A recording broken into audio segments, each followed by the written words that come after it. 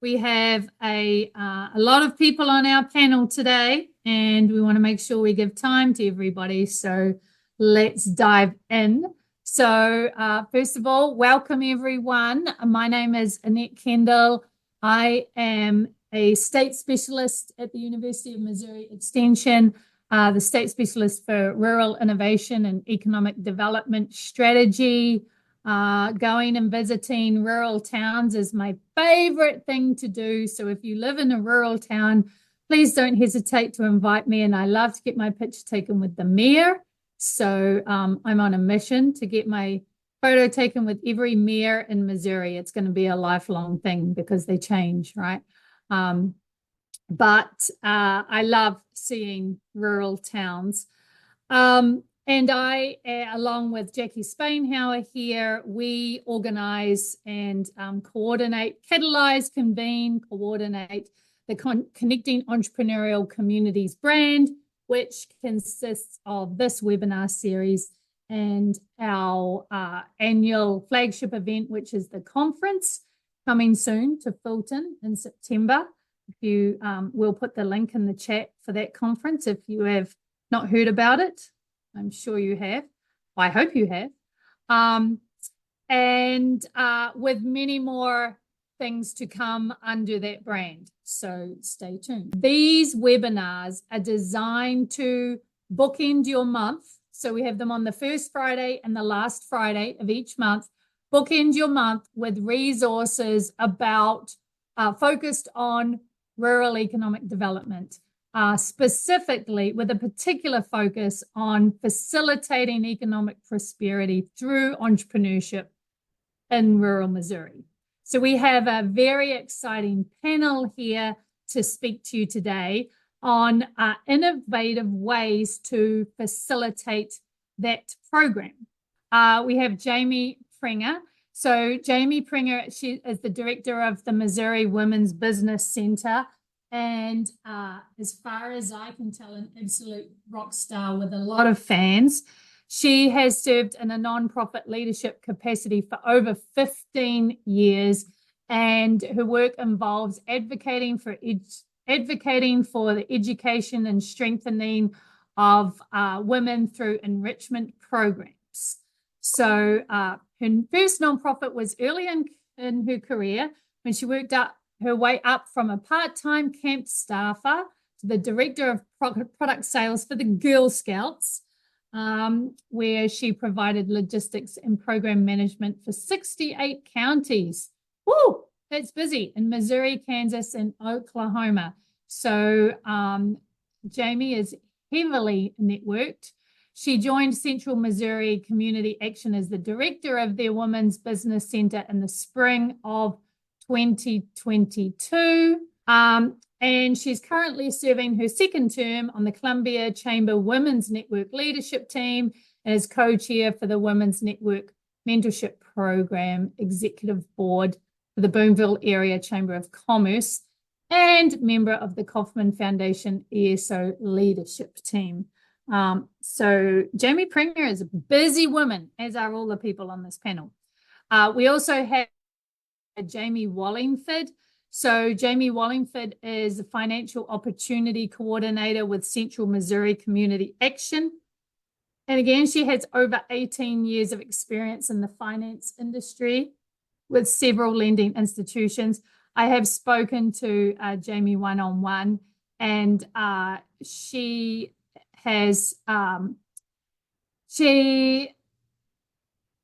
describes her role now as being very fulfilling, being able to serve and help people. She has a passion for nonprofit work, and in her role as a final coach, it allows her to take the nearly 2 decades of financial experience she has, become part of the solution by working directly with individuals and families to obtain financial freedom. So I love hearing both of these women's insights. Now, also, we are joined by Maggie Strong. So Maggie is a community builder. So Maggie has her own consultancy company called Strong Consulting. She started this in 2016. And what Maggie does is she helps organizations and communities think creatively and act strategically. She works with civic and nonprofit clients to research, develop, facilitate, and implement strategic plans, assessments, and marketing and communication plans.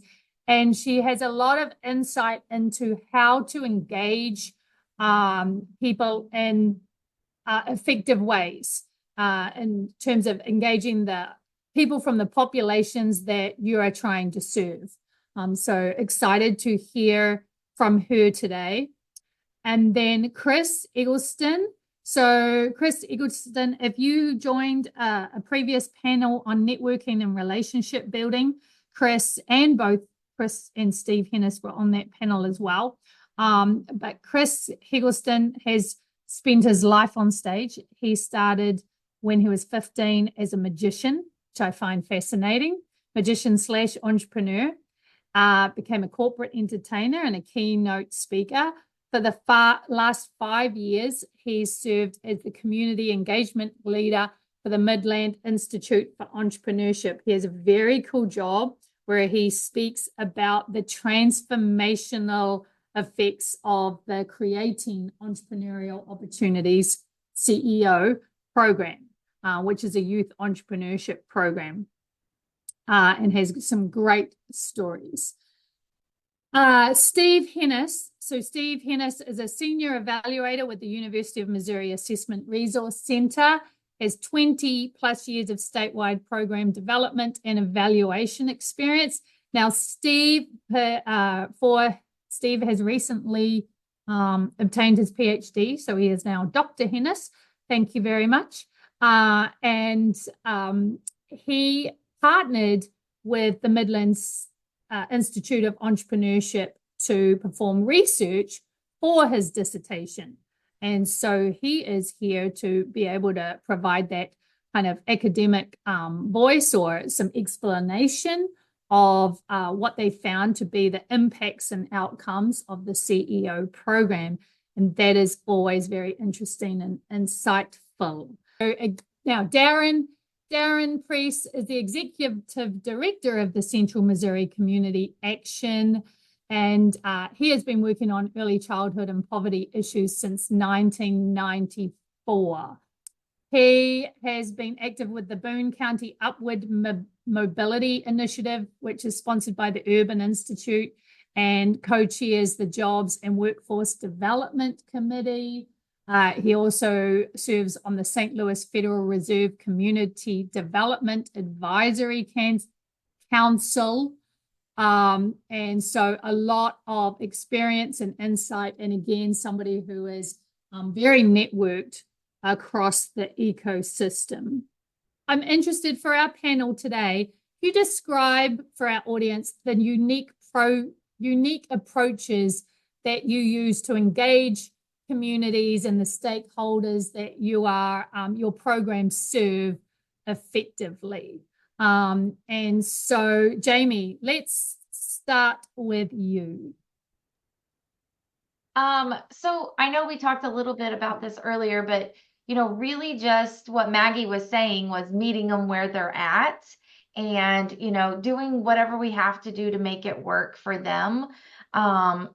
We sometimes provide childcare. We, provide dinner sometimes. We are definitely trying to engage them however we can, and we have to be adaptable to that. So one time we're going to try it and it's going to be, a hybrid situation. And then we're like, that doesn't exactly work. So then we know that they're not engaging the way that we would like. So we've moved to, a full circuit, and we've switched and we're like all in person, this next round. So I definitely think being adaptable and being able to pivot and help them however we can. But one of the things that, I think that really works for us is the one-on-one coaching that we do, because a lot of the things that we are talking with our members about are, kind of personal things that they maybe don't want to share, or, if it's an idea that they have for a business and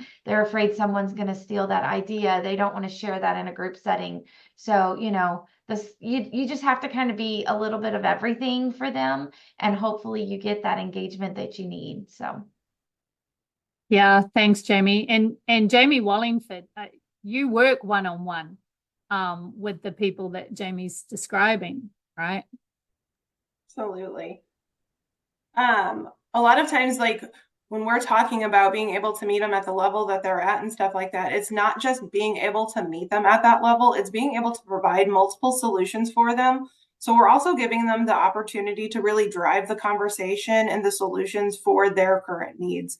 So we have a lot of opportunities to just really, meet with our community and hit them at different levels, and not hitting them in that sense, but, finding every solution that we can and really figuring out what is best for them it's really great. Yeah, so the only thing I would add, so Central Missouri Community Action is an anti-poverty organization, and so we have lots of programs and services really designed to help people move out of poverty towards economic stability. So the Women's Business Center and the work we're doing on economic development fits into that continuum, and it is a continuum because not everybody's ready. As an agency, the theoretical model that underpins all of our work is something we call our theory of change. And that is that there's 3 wheels of interventions that we do. There's social connections, there's family well-being, and there's economic stability.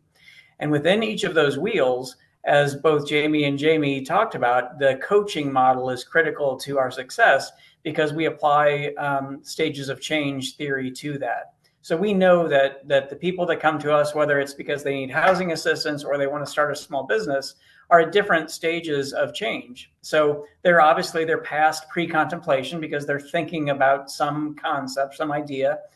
So they're well into the contemplation component of the stages of change. And we want to help them move into preparation and then action and then maintenance. So we're using that theory as the underpinning for the work that we do through our coaching model. Right. Yeah, I see Maggie nodding your head there. Yes, I would just add, I see that, change is so hard. It's just hard. It can be scary, psychologically, emotionally, socially, all those things. And so one of the approaches I use when we're talking about driving change is a process called compression planning. And it really it's when we're talking about a group needing to make change or make decisions. And it's a kind of old school visual brainstorming process where you try to bring out the group's best energy and thinking in an environment of fair play, because really we want to hear everybody's thoughts. So it's a way that we can focus in on a specific issue with a facilitator to help people and help organizations think more critically and effectively. And it kind of increases that meaningful involvement. So it helps, compression, it helps speed up collaborative work.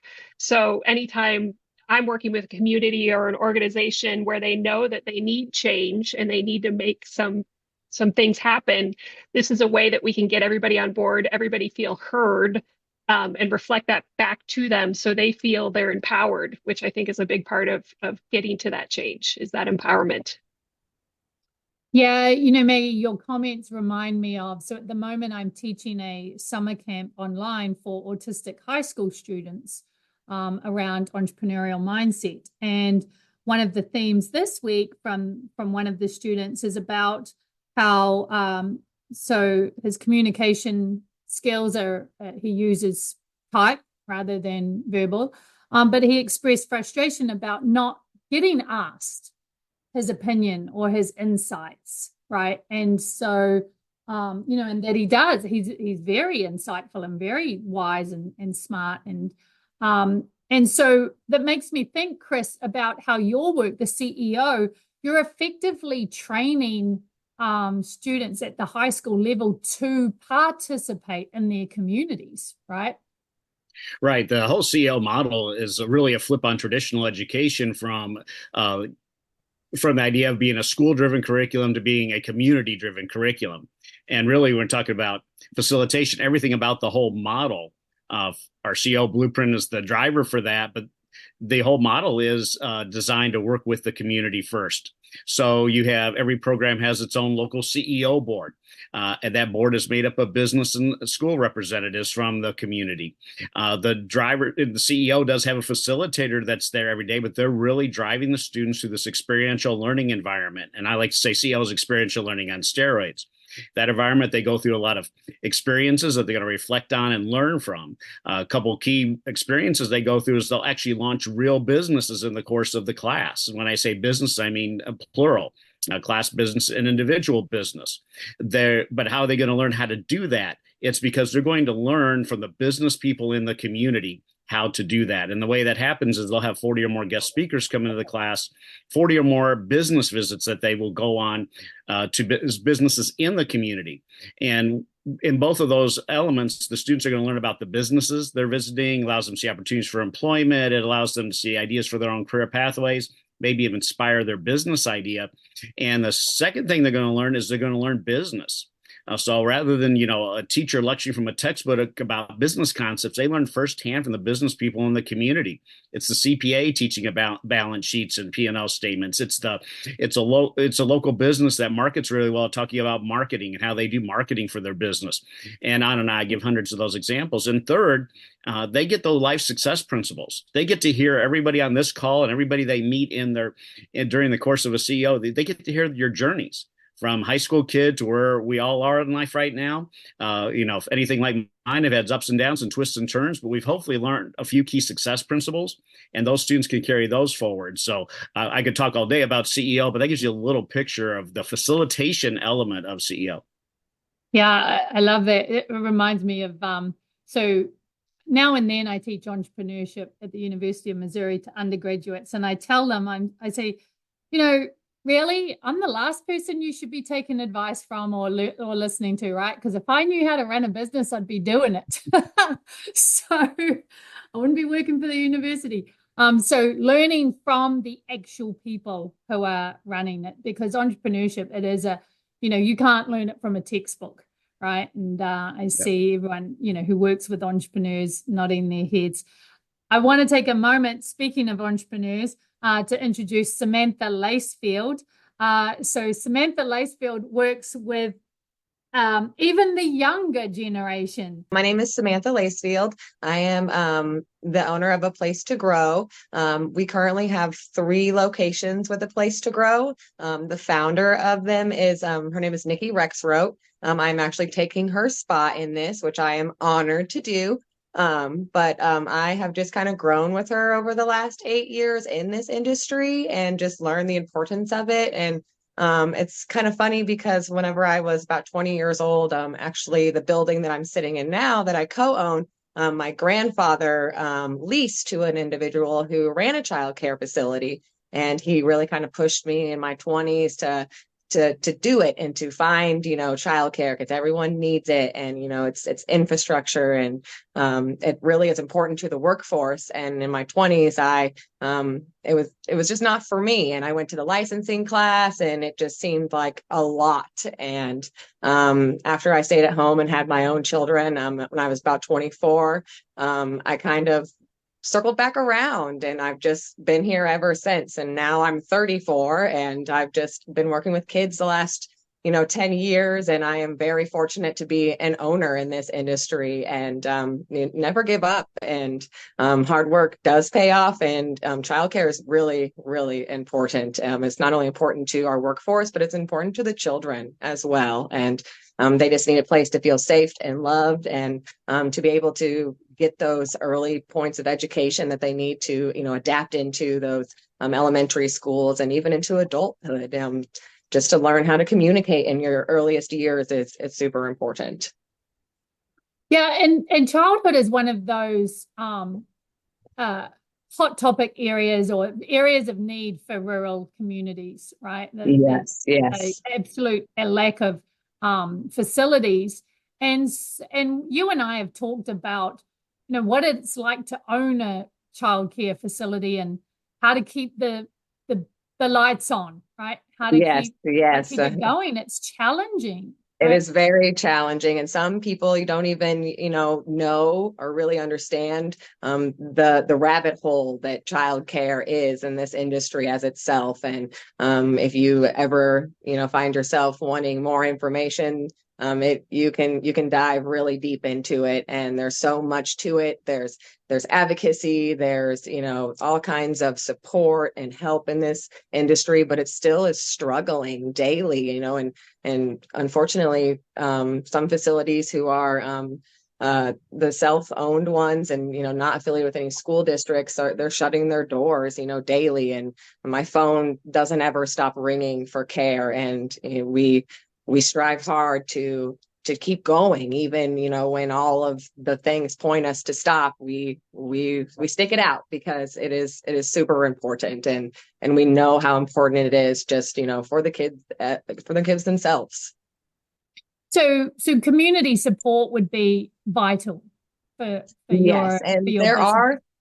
are lots of facilities who do get lots of community support, and we support those who do, and we strive to put it out there that we all need help right now. And even the private facilities where myself are at, I think that's the ones who are struggling the most, especially with all the subsidy stuff. We are very fortunate because we have multiple facilities, so we kind of help keep each other afloat. But those who really depend on those state subsidies and that stuff, who are single facilities and don't have the help or the resources, those are the ones who are struggling. And it is important that everyone gets the help that is out there.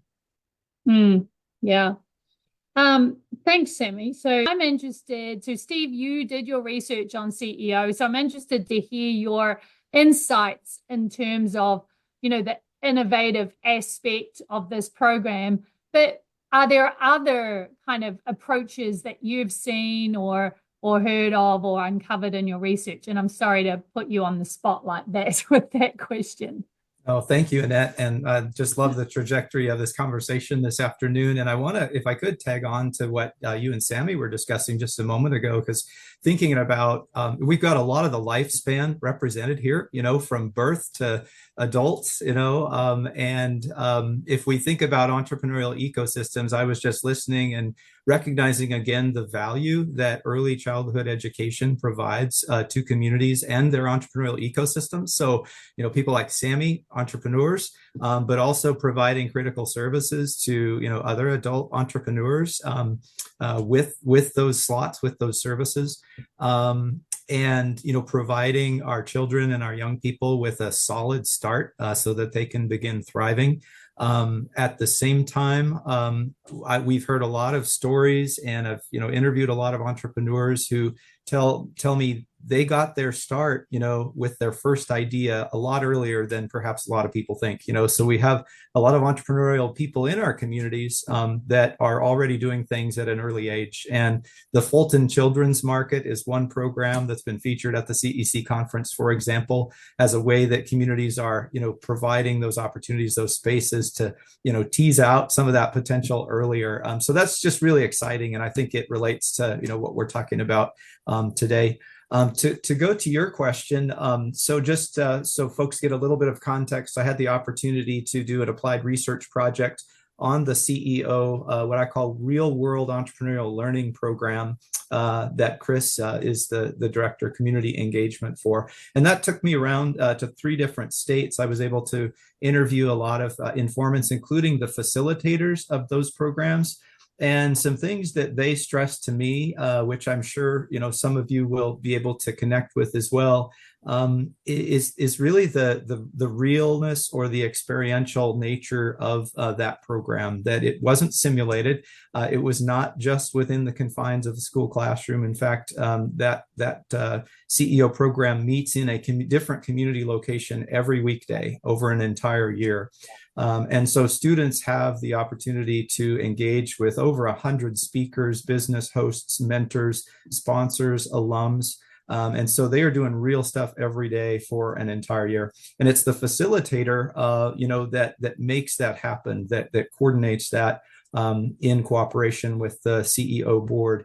And so, a couple of survey results that came out of that, I could talk in more detail about the uniqueness of that role.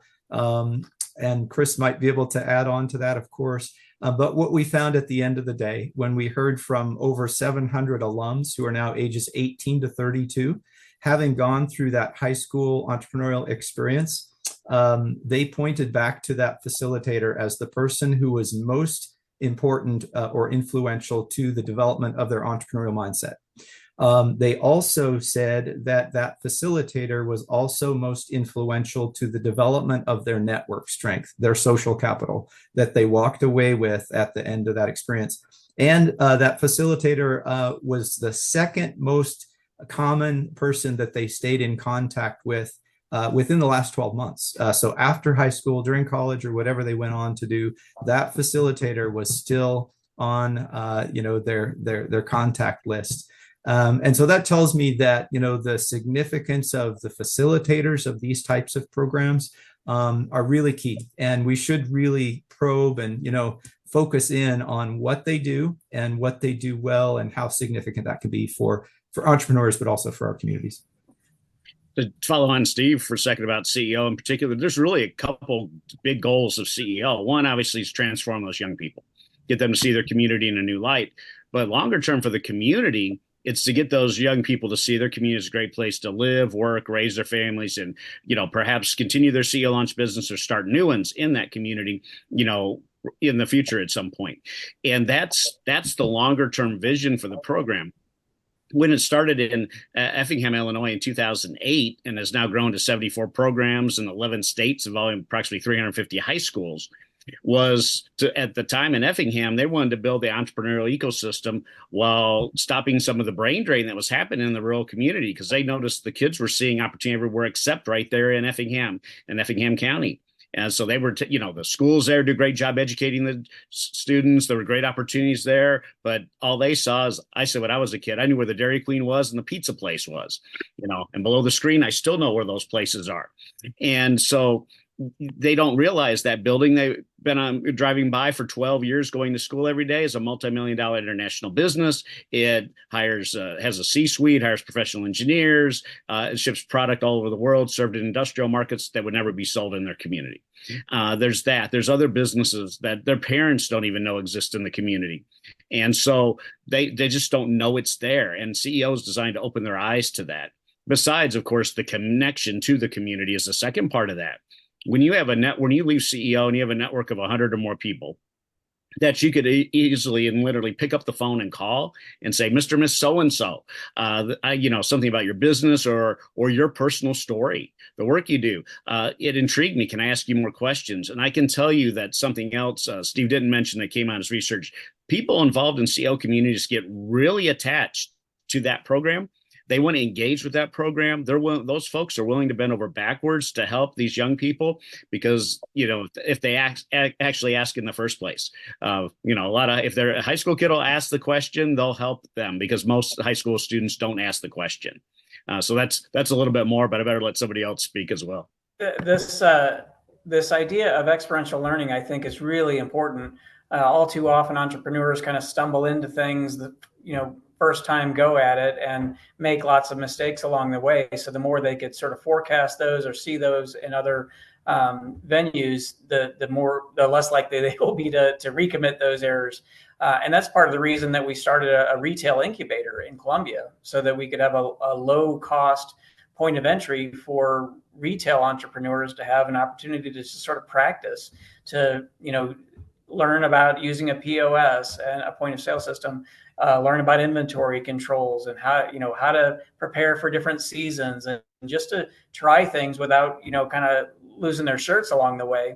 And I think, so the more opportunities that we can give people to experience and practice, the better they're going to do in the real world.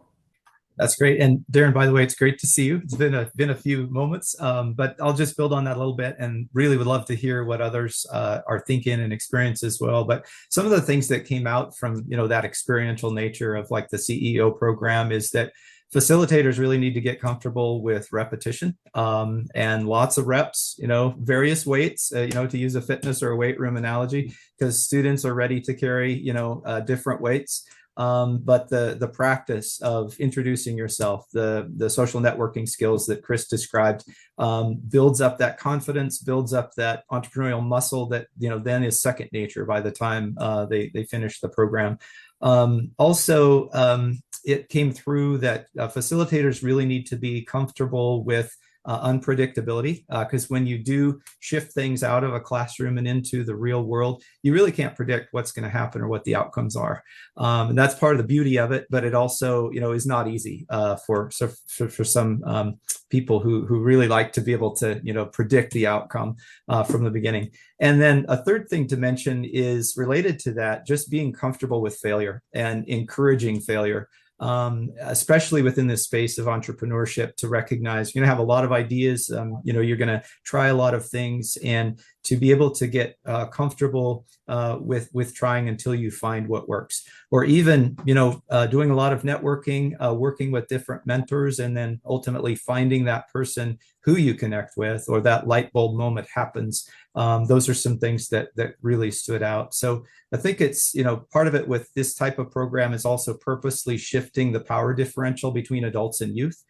So the alums talked about how in these settings, they really felt like adults were treating them as adults for the first time. And that also, their values mattered, and they were given opportunities, as it were, to play by the road, but not in the road, and to be able to experience failure, maybe a $200 decision, but not a $10,000 decision. I'm going to set Maggie up here to comment. With CEOs, to mention the word failure, CEO is a safe place to fail. Something else CEO does is any student in the class, they do not have to have a business idea coming into the class. They don't have to have any money. Part of the model is to teach these young people how to go from nothing to something, which is truly empowering in their lives to be able to do that. And I know, in Adams County, Quincy area, where Maggie's been involved with CEO, I mean, we know of one business in particular. The young man's now on the board, and I'll let Maggie comment more about that and anything she wants to add because of her experiences with it. Yes, this is a CEO. It's just such a great experience for these young people. And I've been involved since the beginning of 5 years in our community. And one of our first students in our class didn't really have a good idea, but he came in and he said, I really like tennis shoes. I like these cool sneakers. What can I do with that? And working with his mentor, they decided, this is something that I think maybe his first foray was, I'm going to clean people's shoes. And I thought, this is weird, but we're talking about, $500 really nice shoes, beyond my understanding of it. And then it ended up, he said, well, I can start buying shoes and reselling them. Now this guy has, as a junior in college at this point, he has a storefront in downtown. He is selling online. He is just killing it as far as, changing the direction of his life as far as an entrepreneur. And one of the comments he recently made at a board meeting, because he is on our board now, is, when I first started this, my parents had no idea what I was talking about. And frankly, they were a little nervous based on what I was saying I wanted to do and invest my money in. But because of CEO, I could show them I'm going to try this out and see what happens. And he had that place where he could be safe, but try something, and ends up now, this is putting him through college. My favorite story about him is he, traded some shoes for a car. So he, is doing things that are beyond what I could have imagined. And now he's contributing back to our community. So it's been a beautiful process. But one of the things I would say about CEO is what I love so much about it is it brings diversity into a room. These students aren't the top, earners as far as they're not all getting A's. They're not, they're not the best of the best in their class. They're just kids who mostly maybe don't fit in a regular classroom or just don't, want to try something different. And they come into this room, at the beginning of the year, and you don't know how they're going to mesh. And they have to first start with a class business, and you think they're never going to figure this out. But I've had the privilege of being in a room where and helping facilitate the conversations, and you do treat them like adults, and they start acting like it. and they decided, what we want to do. They come to the ideas on their own, and they realize these are some things that we can't do, and then here's some things we can do. And there have been failures and there have been successes, but they learn a lot either way. So it's been a beautiful process, a beautiful program to witness, and we certainly have benefited from it. I just want to express kudos for that. The shoe cleaning, is it Q-Town? Q-Town Kicks. Yes, I should have advertised. So I don't know where I saw it, but I saw a newspaper article about him. It might have come through my Apple feed. I'm not really sure where it came from, but I shared it with my, at the time, 20-year-old sneakerhead son. And we were just like blown away by how brilliant that was. And it inspired him to sell some more shoes instead of hoarding them in his bedroom. So anyway, I love the idea, and I love that you were able to inspire him and support his business model. That's just brilliant. And your son can buy, sell, and trade with Q-Town Kicks as well. So I'll make sure that he's aware. But I want to go back to what Steve said about his research, the finding that the role of the facilitator. The facilitator is so important. And that reminds me, Jayme, of when you were talking about how you are understanding that the in-person classes function are just so much better for doing getting those relationships going rather than online. And also Jayme Wallingford with like and I've said this before, like your relationships with the people that you're serving are so important. Like you're impacting lives directly. So yeah, can you just tell us a little bit more about how you do that? I mean, I think one of the great things for the Women's Business Center is that we are a program of Central Missouri Community Action, so we can serve as a connector for those members that we're working with. And so we have so many different programs. They have a child who needs to be connected to Head Start. We can help with that. They have somebody who needs to work with financial literacy. So we have the Financial Opportunity Center. We have housing. There's just so many programs that we do, and to be able to be that connector, because as a one-on-one coach, you're developing that relationship with them. So now they trust you, they depend on you. And so as a facilitator or a coach, it's our responsibility to hold them accountable too. So are you intermingling your funds because you're just starting up this side hustle and you're just running all of those funds through your own checking account or whatever? Or do you not even have a banking relationship? And so we can help you to create that and learn to trust the banker now. I mean, all these different connections that you can really help them with, that's a pivoting moment for them in their life. And it can really make or break somebody as they're trying to start a business and become an entrepreneur. And most of the entrepreneurs that we're working with are first-time entrepreneurs. They don't have anyone in their family who's been there or done that before. And so just helping them to understand that this is a possibility. And, through our retail incubator, they're able to test the market. Again, something that they wouldn't ever be able to do. And they see these stores like, say, Dick's Sporting Goods or Macy's or Dillard's, and they're like, how did that even get started? Well, it got started with an idea, and they were able to test the market out. And, they were able to do these things, and it built. And it's not going to flip the switch and tomorrow you're going to be the next Dillard's. You have to work on that. And it's something that you have to massage every single day. You have to keep working to build on that. You have to be able to adapt and receive feedback. So as we work with our participants in all of our programs, that's one of the things that's, so important that they understand that from the beginning. And you were talking, Steve, a little bit about how you have to have that repetition. So we've created a couple of programs that we do multiple times a month. One of them is called Getting Your Business Started. So we had coaches who were saying the same things over and over and over again. And so what we've done is created Getting Your Business Started. How to go to the Secretary of State's website, how to get your business, registered with the state of Missouri, things like that, how to set up a business checking account, how to get your EIN number, all of those things. Those are repetitive, items that you can talk about. So we just created a class for that. And then we also created your business plan 101.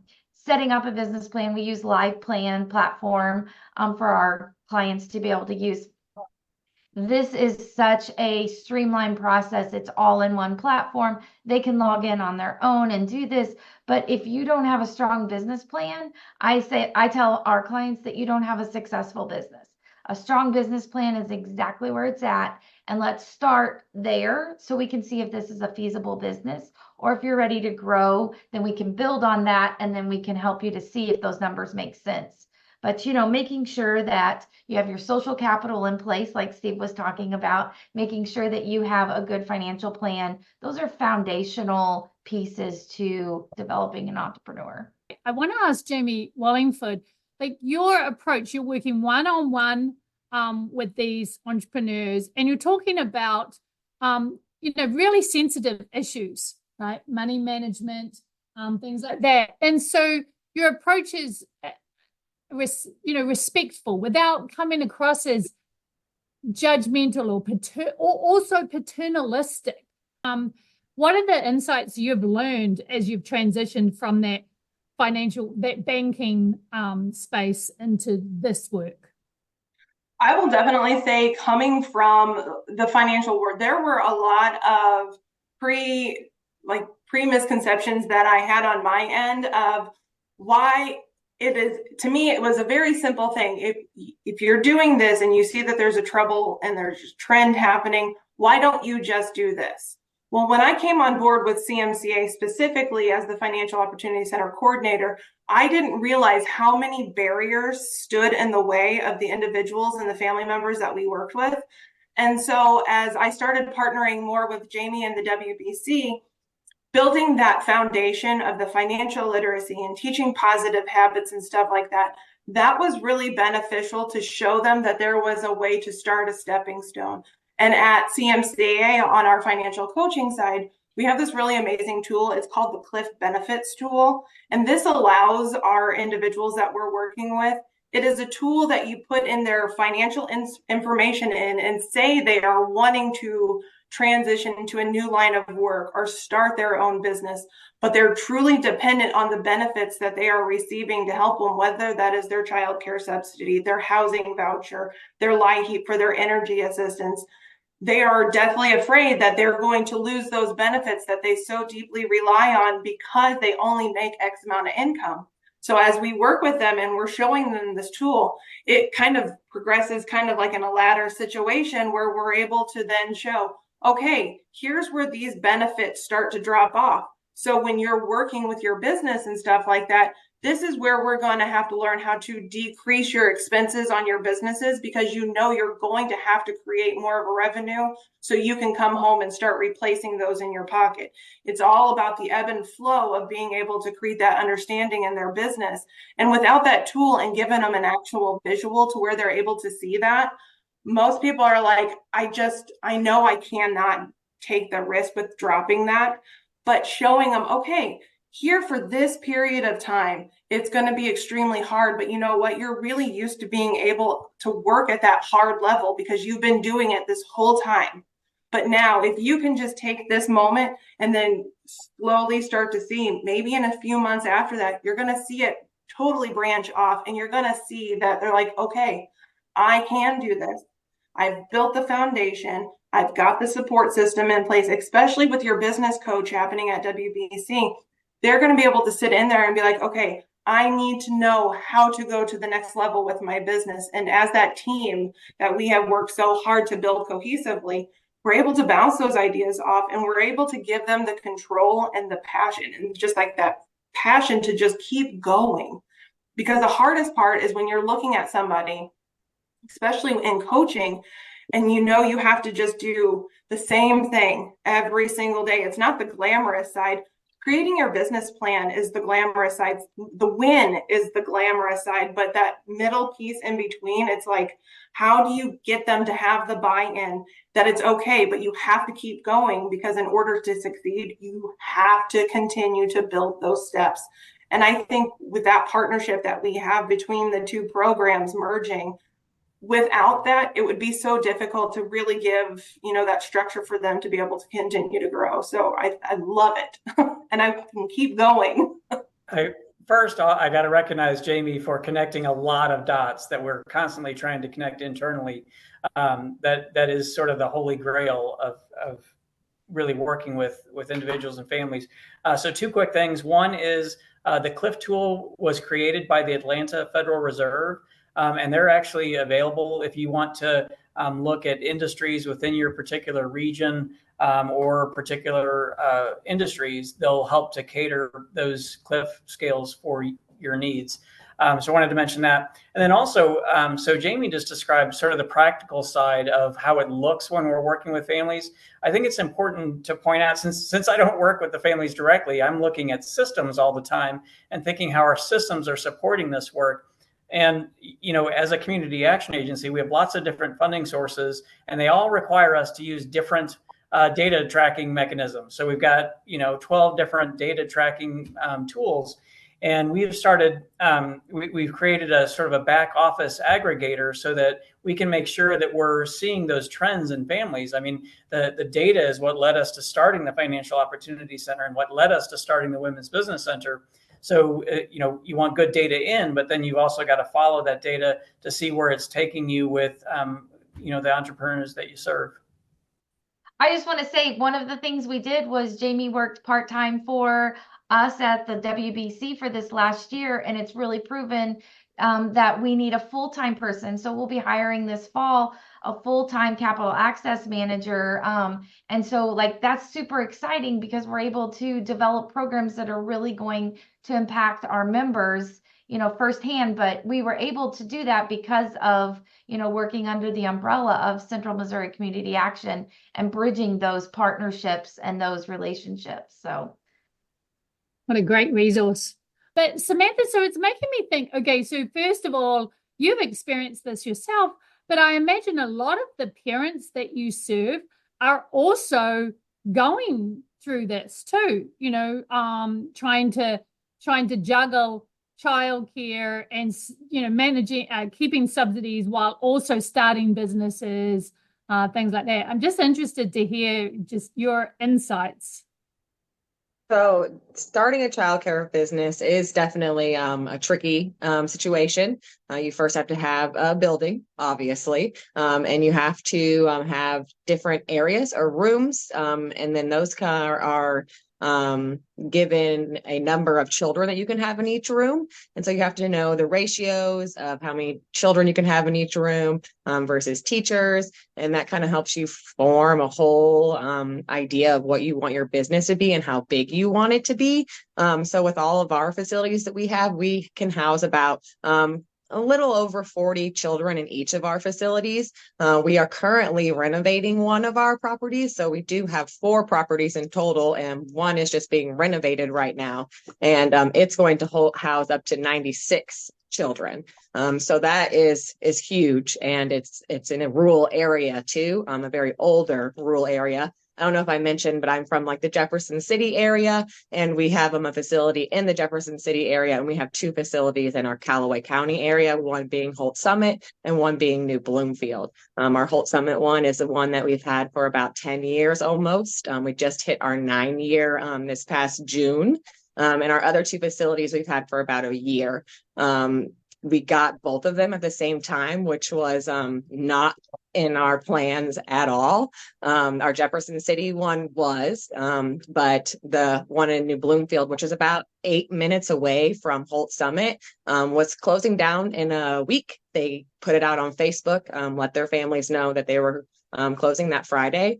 So we kind of swooped in and saved the day there in that area because that facility had been around for a while. But starting one fresh from the bottom is a lot of work, and even getting one that is currently has children in it transferred over to your name, you still have to go through licensing inspections, fire inspections, sanitation inspections.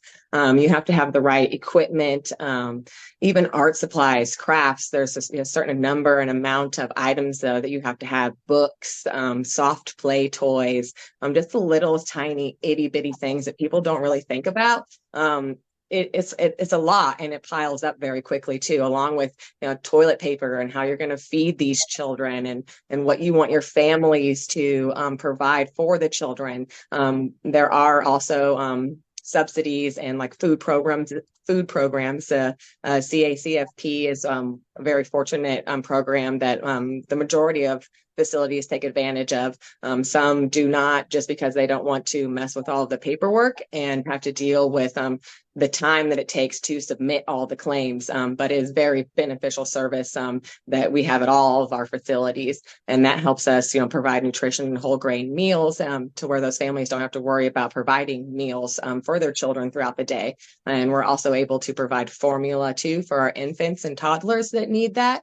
So that kind of takes a little light load off the families, that they don't need to provide formula throughout the day while they're in care, because we are fortunate enough to be able to do that for our families. We recently have had a family tell us that they are very thankful for us because just having care is letting them run their own business, and to where they wouldn't be able to run their own business if they didn't have care. And that itself, just having a provider and a place for your child to go, just really helps our families. Of course, the financial aspect of it is, kind of a roller coaster, depending on if you're a single family or you're a multi-income family. And unfortunately, those multi-income families, they don't qualify for those subsidies. So they are coming out of pockets, hundreds of dollars a week, not even a month, a week. And we try to keep, our prices fair, so we don't weed out that middle class and those people who really need that care, so they can continue to grow their lives and their families as well too. But after you start your child care, you have to, advertise and fill those spots, which thankfully the spots fill up very quickly nowadays, but the staffing doesn't. And so even though we have a building that could house potentially 96 children, are we going to be able to staff it? Are we going to be able to keep those staff and retain those staff? And with the childcare world, especially private facilities, sometimes we're not able to offer those benefits and the insurance and stuff that those quality staff that you want to stick around will stay in this industry. So for me, what we're working really hard on is just trying to legitimize this field as a career path. And there are educational things that you can do. You can get degrees and you can qualify to, be a director and, make a good wage and support your family. And just, there are also lots of things available right now for individuals to get those qualifications for free. So that really helps the industry too, if those individuals see it as a legitimate career path. And that's what we're really focusing on here. Yeah. It's a lot. Yeah, I take my It is a lot. Yeah. So we're coming up on time. We have 2 minutes left. And so, Maggie, I imagine that everything we've spoken about today is you work in this area as a consultant, do a lot of work. And so interested to hear your insights, takeaways, and what you're seeing. And I mean, what I'm hearing and what I've seen is it really comes down to that data and those people. In order to make those decisions, you need to have the right information. You need to gather all that information. It goes back to what we're talking about business plans. And when you're talking about opening the childcare center, it comes down to the objective, the subjective data that you can gather. And then you need that in order to facilitate conversations, real conversations, one-on-one with people to understand the barriers that they've had, and then be able to walk through those with them and walk alongside them in order to make some decisions that really could change, the rest of their lives. So that really is what I'm hearing in many different ways today. And it's empowering, and that's what it's about. If you want to learn more, each of these people on this panel are going to be speaking at the Connecting Entrepreneurial Communities Conference in Fulton. Thank you to all our panelists. Thank you for giving up your time. I know each of you are very busy people out there doing the important work. So thank you very much. I look forward to continuing the conversation with each of you in September, and any other areas that we can look to partner. And to our audience, thank you again. I say this every Friday. I know you have many other many other things to do with your time that you could choose, especially on a Friday afternoon. And so thank you for choosing us. Thank you for joining this. And please reach out to myself or Jackie if you have ideas for upcoming webinars or things that you are particularly interested in hearing about for your rural community. Thank you, everyone, and have a great weekend.